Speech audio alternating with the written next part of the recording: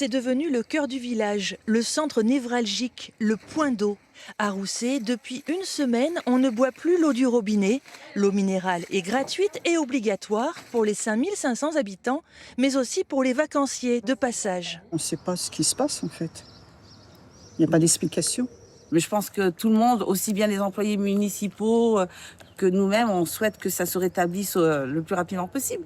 Plusieurs centaines de personnes ont été touchées par l'épidémie de gastro-entérite. Mais oui, à ce stade, son origine reste encore mystérieuse.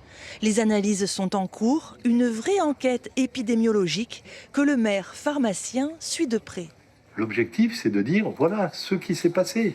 Il y avait une contamination bactériologique, il y avait une contamination virale, il y avait une contamination parasitaire.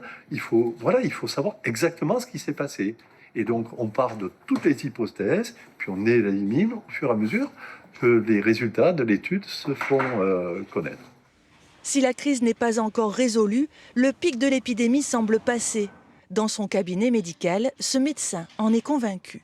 Le gros de l'épidémie est derrière nous, c'est sûr. On a encore quelques patients qui consultent, je vais dire, plutôt pour des symptômes qui persistent, à type de douleur abdominale, d'inconfort abdominal, parfois encore un peu de diarrhée, mais on va dire que de nouveaux cas, nous n'en avons quasiment plus.